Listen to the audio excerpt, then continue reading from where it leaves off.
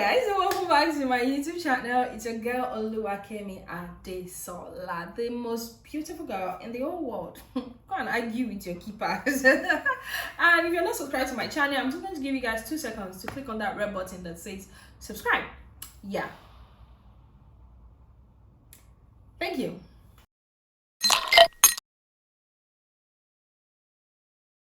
So welcome back to today's video, and it is a gist. What's gist of how I was scammed on Beyonce's internet. So you know me now, when I want to step out, when I decide to be outside, I love to look good, I love to look fly. Yes, and you know, to do that, we girls, we need our accessories. You know, you need your wig on fleek, you need your makeup, you need your dress, your shoes, your bag. And if you know me, I'm a wig and bag girly. Those are my sort of thing. So on this fateful day on Beyonce's internet, on TikTok in particular, I was scrolling through and I saw this hair vendor and I was like, okay, she's got some nice stuff. I'm not familiar with her, but I mean, she's got a large following, and I was like, okay, must be legit. So I opened the page, flipped through a few of the pieces she's got, and they were actually nice. So I saw the one I actually wanted, and this particular hair, my own vendors now, they've grown wings. They've grown wings. They now sell this particular type of hair for about 700k upward. And whom am I? Who am I to say I want to buy a wig of 7? I mean, I would, but the economy is not smiling right now in every corner of the world. So I was like, okay, she sells house for 280k, and I was like, yeah, it's definitely not going to be the same quality, and let me just give this person a trial. And if I get this hair and you know it's bussing, it's banging, yeah, why not? I'll definitely plug all my friends to her, of which I even texted her and said the same thing, that I was going to plug all my friends to her, and I'll probably even buy from her to resell over here. And she was like, oh, thank you. I was like, cool. So I was like, I want this particular hair, and fortunately for me, well, I thought my aunt was supposed to be coming to the UK in about 3 days time. So I was like, if I make the payment immediately and she was able to deliver ASAP, my aunt will still be able to pack it in our luggage. Fine, cool, calm. So I texted my brother like, yo, you have to help me make. So she said with delivery it was going to be 284. I was like, fine, now 284 is not bad. The lace won't be the best quality, or the hair itself will not be the best quality compared to, you know, our Vietnamese hair and whatnot. I was shy, you know, not trying to give myself all the hope that the hair was going to be of the best quality, but I knew it wasn't going to be that horrible as well. So I was like, nah, okay, let me bank on it, no problem. So I told my aunt that a delivery will be coming from me. She said, yeah, no problem. If she's not home, there's someone at home who was going to get the delivery for me. As good girl now, I texted my brother like, yo, help me run this transfer. I need it ASAP because I need that thing delivered today. He was not replying. And I was like, is this boy the weapon fashioned against me? What happened? Reply my message and let me send this money. He wasn't replying. Like 2 hours later, early in the morning, I texted him like, what happened? So about an hour later, he texted me. I was like, oh, it's because he was in class.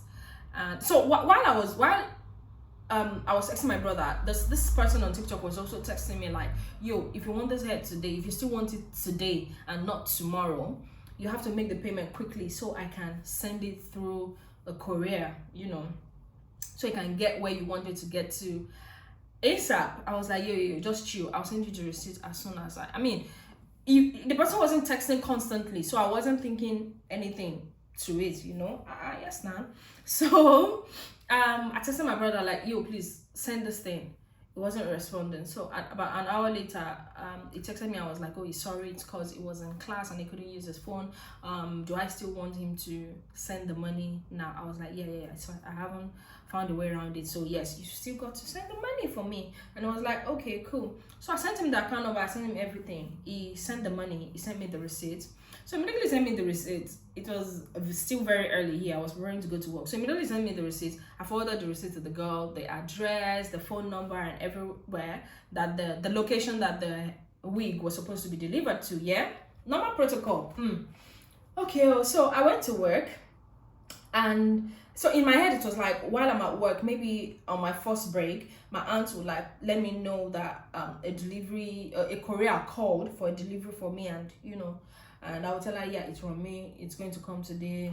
So because the person on TikTok, the seller, said she wasn't based in Lagos, that she was based in Enugu, so she would need to use like a transit bus, something. She shouted me that. I was like, okay, cool. I don't know how those things work, but okay, as long as my shit gets to Lagos, no problemo. So around 10, nothing from my aunt yet. I was like, okay, maybe she's still trying to get the fastest way possible for me, for my aunt to get it in Lagos. Cool, calm. So on my second break now, which was around 2 p.m, nothing. No texts, no calls, no missed calls, nothing. I was like, what is going on? So I went back on TikTok, so I tried to like text her like, yo, because normally when I buy things, the sellers would take a picture of the package before it gets sent out. They take a picture with the name and address just to confirm if it's correct. They send it to me first, and when I say yes, they go ahead with sending it. So I was expecting her to do the same thing. So I went on TikTok, tried to search for a name. I was trying to check for a name to like send her a text like, yo, what's up? Have you sent this thing out? I was not scrolling through my TikTok DM like, where is this person? I can't see the name. So the name of the seller is Anne's Ultimate Hair. I can't find it, but I now found one person there that says this user is no longer something blocked you. I'm like, blocked who? I opened the message. I saw that the profile picture wasn't showing, and it literally said this person already blocked me. Amy, want to buy me on this same Beyonce's internet. They have do me for one night. I couldn't believe it at first. I was like, wait. Maybe it's a joke. Jokes. So I went on Instagram. I really didn't believe it at first. I was in denial. So I went on Instagram. I searched the same name. I saw the name come up. I was like, okay, cool. This person also has an Instagram. Fine. So I messaged the person like, yo, what's going on? You know what? I'm not even buying here again. I just sent my brother's account like, please just refund the money in this account because I don't know what's going on. I can't find you on my TikTok again. There was no response. So when I closed from work, which is around 8 p.m, I got home. No response from this person, which was like 6 hours. I'm like, this person is not responding to me. Okay, I'll get your attention somehow. So me now, these are things that I've never done in my life because I don't like wahala. So I went to this person's comment section, the one on Instagram now, but the same username, everything. I went to the comment section. Then I started seeing people putting, oh, you never reply your DMs, you never reply your comment section. How are you selling things? Do you really want to sell this thing to pass? So everything was now looking like a dream trick to me. I was like, hey, one badak bami o motira wig daron. So I went to the comment section. I started replying about 4 or 5 people like, yeah, she's not going to answer your DM because she is a scam. She just scammed me on TikTok, blah, blah, blah. I just left that comment. I replied like 3 or 4 people. Then I went on my story, took a screenshot of all the conversations we had, the transaction receipt, everything. I posted it on my story, put out how it happened. I put it there. I was like, okay, cool, calm. I'm going to get your attention one way or the other now. Like, even if you're not going to return my money, I'm going to spoil your business and nobody's ever going to fall for that again. That was my plan. So about 20 minutes later, the person on Instagram now replied my story and was like, please, don't spoil my business. I'm not the same person. I'm not on TikTok, this. That's not my TikTok account. If you look at it very well, that one has an underscore. My own does not have an underscore. This. My name is Anne Edema. I said, yes. Look at the account number the person sent me. Look at it in the receipts. The person's name is also Anne Edema. She was now like, so she now pointed me to the parts that the receipt said Anne Edema, owned by Blossom Osato or Blossom Oyato or something. I can't even remember the name, but I'm going to attach a screenshot of the receipt and the name. I'm going to attach it somewhere on the screen. So she was like, yeah, that there's a way they open bank accounts in Nigeria now. You can use 2 names. And I was just there with my phone. I was just looking at my screen like this, like, in what world is it supposed to be possible that you can open a bank account with 2 different names, like by me? When did that one start? So what was the point of all the BVN card we were getting, the BVN number everybody was being stressed to get some years back? What exactly is the point if this sort of thing can actually happen. So she shall talk. She said, I shouldn't spoil that business. I should please.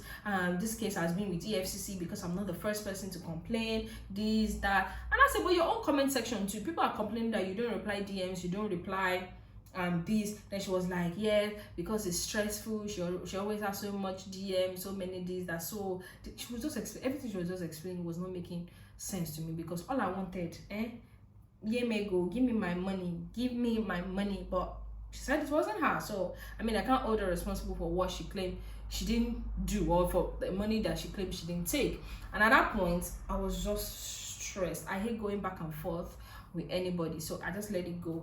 And then people were like, oh, I should email the bank that was used, blah blah blah. So I was like, okay, now it's not bad, giving it a trial. So the bank that was used was Money Point. I've never heard about that my whole life. So I emailed this bank, and then they replied me. I was like, oh, they are sorry this happened to me through their bank, blah blah blah, but I'll need, they're going to need a police report and a court order. And I was like, first of all, you guys can see the part where I wrote I don't live in Nigeria, so how am I supposed to come over? They get a police report and a court order to come and, you know, tender to you guys just for you to be able to get my money back. I'm like, what's this? You know what, at that point I was just tired. And then a couple of people so I used another TikTok account to check the person's page, and a couple of people I could pick from the comment section that also got scammed. And I texted them like, yo, did you eventually get your money back? They were like, no, that the bank was requesting from court order and police report. I was like, same more.